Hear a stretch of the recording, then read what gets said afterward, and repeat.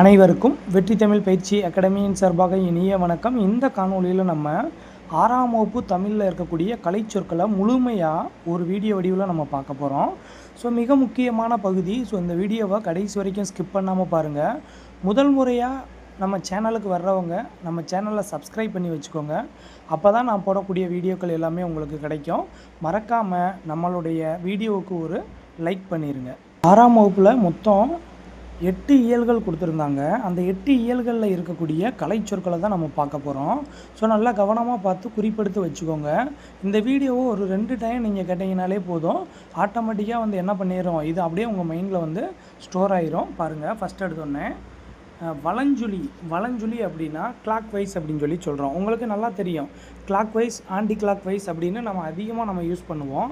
So clock wise அப்படின்றது வலஞ்சுழி அப்படின்னு சொல்கிறோம். அப்போ இடஞ்சுழினா என்னது, ஆன்டி கிளாக் வைஸ். இதை கொஞ்சம் நீங்கள் நல்லா பார்த்துக்கறணும். கிளாக் வைஸ்னால் வலஞ்சுழி, ஆன்டி கிளாக் வைஸ் அப்படின்னா இடஞ்சுழி அப்படின்னு சொல்கிறோம். அடுத்தது பாருங்கள், இணையம் அப்படின்னா இன்டர்நெட் அப்படின்னு சொல்கிறோம். ஸோ நெட்டு இருக்கா, நெட்டு எனக்கு கொஞ்சம் கொடு, ஹாட்ஸ்பாட் ஆன் பண்ணுங்கள், நெட்டு கொஞ்சம் கொடுங்க அப்படின்னு கேட்குறீங்களாங்க.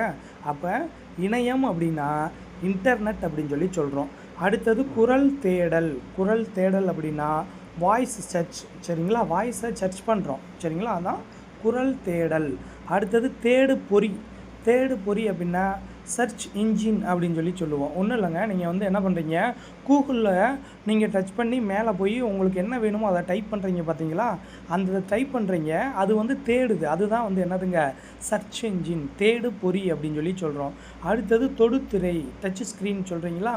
ஸோ டச் ஃபோன் வச்சுருக்கிறேன் அப்படின்னு சொல்கிறீங்களாங்க, அதான் டச் ஸ்க்ரீன் அப்படின்னா தொடுதிரை அப்படின்னு சொல்கிறோம். அடுத்தது செயலி அப்படின்னா ஆப் அப்படின்னு சொல்கிறோம். சரிங்களா, ஸோ இந்த ஆப் வச்சுருக்கியா, சாட் ஜிபிடி வச்சுருக்கிறியா அப்படின்னு ஏதாவது ஒரு ஆப் சொல்கிறோம்லங்க. ஸோ அதுதான் என்னதுங்க, செயலி. ஸோ தமிழில் செயலின்னு சொல்கிறோம், ஆங்கிலத்தில் ஆப் அப்படின்னு சொல்கிறாங்க. அடுத்தது மின்னஞ்சல் அப்படின்னா இமெயில் அப்படின்னு சொல்கிறோம். ஸோ இதெல்லாம் ரொம்ப முக்கியமானது. நிறையா வினாத்தாளில் இந்த பகுதியிலேருந்தே நமக்கு கேள்விகள் அதிகமாக கேட்டிருக்காங்க. சரிங்களா, ஸோ இந்த பகுதியை கொஞ்சம் நல்லா பார்த்துக்கோங்க.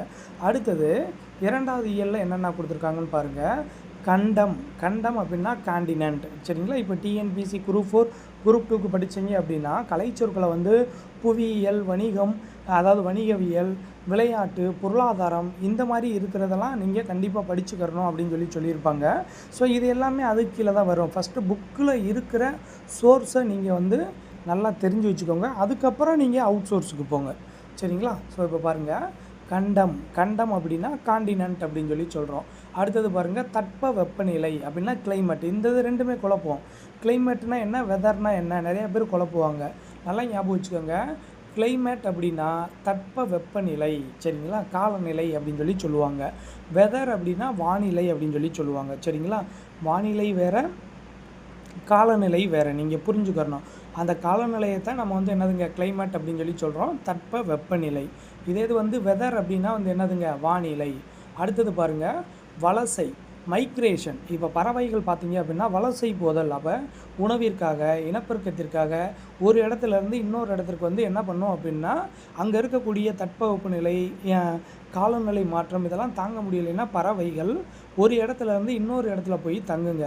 அதுதான் நம்ம என்ன சொல்கிறோம் அப்படின்னா, அந்த ஒரு இடத்துலேருந்து இன்னொரு இடத்திற்கு இடம் மாறுது பார்த்தீங்களா, அதான் வலசை போதல் அப்படின்னு சொல்கிறோம். ஸோ அப்போ அதில் வலசை அப்படின்னா மைக்ரேஷன் அப்படின்னு சொல்கிறோம். சரிங்களா, அடுத்தது பாருங்கள், புகலிடம் அப்படின்னா சாங்சுவரி அப்படின்னு சொல்கிறோம்.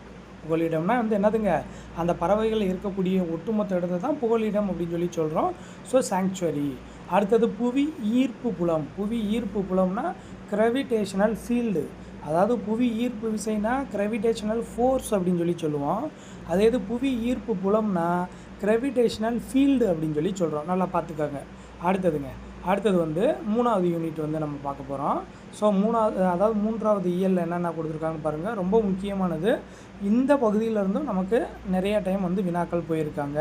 பாருங்கள், கல்வி அப்படின்னா நம்ம எல்லாருக்குமே தெரியும், எஜுகேஷன் அப்படின்னு சொல்கிறோம். அடுத்தது பல்கலைக்கழகம் அப்படின்னா யூனிவர்சிட்டி அப்படின்னு சொல்கிறோம். நூலகம் அப்படின்னா லைப்ரரிக்கு போகிறேன், இது லைப்ரரி ஹவர் அப்படின்லாம் நம்ம சொல்லுவோம் ஸ்கூலில், காலேஜில் படிக்கும்போது. ஸோ நூலகம். அடுத்தது நகரும் படிக்கட்டு, இதெல்லாம் நல்லா தெரிஞ்சுக்கிறணுங்க. எஸ்கலேட்டர் அப்படின்னா நகரும் படிக்கட்டு. இந்த நகரும் படிக்கட்டை நம்ம எங்கே பார்க்கலாம்? நீங்கள் வந்து ரயில்வே ஸ்டேஷனுக்கு போகிறீங்க அப்படின்னா மேலேருந்து கீழே இறங்குறதுக்கும் கீழேருந்து மேலே போகிறதுக்கும் இந்த எஸ்கலேட்டரை வந்து நீங்கள் பயன்படுத்துவீங்க. இதுதான் நகரும் படிக்கட்டு. அடுத்தது மின் தூக்கி, லிஃப்ட்டு. சரிங்களா? ஒன்று நம்ம எஸ்கலேட்டரில் போவோம், இல்லாட்டி லிஃப்ட்டில் போவோம். லிஃப்ட் அப்படின்னா மின் தூக்கி அப்படின்னு சொல்லி சொல்கிறோம். அடுத்தது மின் நூலகம் அப்படின்னா லைப்ரரி அப்படின்னு சொல்லி சொல்கிறோம். சரிங்களா? அடுத்தது மின் நூல் அப்படின்னா புக் அப்படின்னு சொல்லி சொல்கிறோம். அடுத்தது மின் இதழ்கள் அப்படின்னா மேகசின் அப்படின்னு வந்து நம்ம வந்து சொல்கிறோம். சரிங்களா? ஸோ இதெல்லாம் மிக முக்கியமானது. இந்த மின் நூலகம், மின் தூக்கி, மின் நூல், மின் இதழ்கள், இதெல்லாம் நீங்கள் நல்லா பார்த்து வச்சுக்கணும். ஸோ மின் இதழ்கள்னால் மேகசின் அப்படின்னு வந்து நம்ம சொன்னோம். இதெல்லாம் நல்லா பார்த்து வச்சுக்கோங்க. அடுத்த இயலுங்க. அடுத்த இயலில் என்னென்ன இருக்குது? அறுவடை.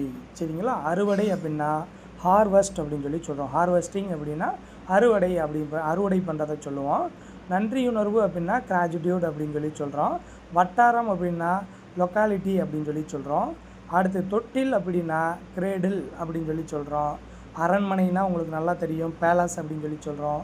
மலை உச்சி அப்படின்னா மவுண்டைன் டாப் அப்படின்னு சொல்லி சொல்கிறோம். சரிங்களா? ஸோ திரும்ப சொல்கிறேங்க. அறுவடை அப்படின்னா ஹார்வெஸ்ட் அப்படின்னு சொல்லி சொல்கிறோம். நன்றி உணர்வு அப்படின்றது வந்து கிராஜுடியூட் அப்படின்னு சொல்லி சொல்கிறோம். வட்டாரம் அப்படின்னா பொதுவாக வட்டாரத்தை லோக்கல் அப்படின்னு சொல்லி சொல்லுவோமாங்க. இங்கே லொக்காலிட்டி அப்படின்னு சொல்லி சொல்கிறாங்க. அடுத்தது தொட்டில் அப்படின்னா கிரேடில். நல்லா பார்த்து வச்சுக்கோங்க. இதெல்லாம் டிஃப்ரெண்ட்டாக இருக்குது. தொட்டில் அப்படின்றது கிரேடில் அப்படின்னு வந்து சொல்கிறோம். அரண்மனைனா நம்ம எல்லாருக்கும் நல்லா தெரியும், பேலஸ்க்கு போகிறோம் அப்படின்னு தான் சொல்லுவோம். மலை உச்சி அப்படின்னா மலைனா மவுண்டைன்னு நிறையா பேருக்கு தெரியும். அப்போ டாப் அப்படின்னா உச்சி, அப்போ மவுண்டைன் டாப் அப்படின்னா மலை உச்சி. அடுத்தது பாருங்கள், பண்டம் அப்படின்னா கமாடிட்டி. இதெல்லாம் இதில் வரும், வணிகத்துக்கு கீழே வரும். சரிங்களா? ஸோ இதெல்லாம் நீங்கள் நல்லா பார்த்து வச்சுக்கிறணும். பண்டம் அப்படின்னா கமாடிட்டி. கடற்பயணம் அப்படின்னா வாயேஜ் அப்படின்னு சொல்லி சொல்கிறோம். பயண படகுகளை பாரிஸ் அப்படி. அப்போ பாரிஸை வச்சு, அதாவது பாரிஸ்க்கு பயண படகுல நாங்கள் போகிறோம், படகுல போகிறோம் அப்படின்னு ஞாபகம் வச்சுக்கோங்க. சும்மா ஒரு ஷார்ட்கட்டுக்காக சொல்கிறேன். ஸோ பாரிஸ் அப்படின்னா பயண படகுகள் அப்படின்னு சொல்லி சொல்கிறோம். அடுத்தது என்டர்பிரினர் அப்படின்னா தொழில் முனைவோர். இது ரொம்ப டைம் இந்த கேள்வியும் கேட்டிருக்காங்க. ஸோ தொழில் முனைவோர்கள் அப்படின்னா வந்து என்டர்பிரினர் அப்படின்னு சொல்லுவாங்க. அடுத்தது பாரம்பரியம், ஹெரிட்டேஜ். சரிங்களா? பாரம்பரியம்னா என்னதுங்க? ஹெரிட்டேஜ் அப்படின்னு சொல்லி சொல்கிறோம். கலப்படம் அப்படின்னா அடல்ட்ரேஷன். கலப்படம்னா வந்து என்னதுங்க? அடல்ட்ரேஷன் அப்படின்னு சொல்லி சொல்கிறோம். அடுத்தது நுகர்வோர்னா கன்சியூமர் அப்படின்னு சொல்லி சொல்கிறோம். வணிகர் அப்படின்னா மெர்ச்சாண்ட் அப்படின்னு சொல்லி சொல்கிறோம். ரொம்ப முக்கியமானதுங்க. வணிகர் அப்படின்னா மெர்ச்சாண்ட் அப்படின்னு சொல்லி சொல்கிறோம். பண்டம்னா கமாடிட்டி, வணிகர்னா மெர்ச்சாண்டு, தொழில் முனைவோர்னா என்டர்பிரினர், பாரம்பரியம்னா ஹெரிட்டேஜ், பயணப்படுகள்னா பாரிஸ், நுகர்வோர்னா கன்சியூமர். சரிங்களா? இதெல்லாம் நல்லா பார்த்து வச்சுக்கோங்க. இதெல்லாம் ஆல்ரெடி நமக்கு வினாவாக கேட்டிருக்காங்க. அடுத்தது பாருங்கள், நாட்டுப்பற்று, பேட்ரியாடிசம். சரிங்களா? நாட்டுப்பற்றோடு இருக்கணும் அப்படின்னா பேட்ரியாடிசம். கலைக்கூடம் அப்படின்னா ஆர்ட் கேலரி.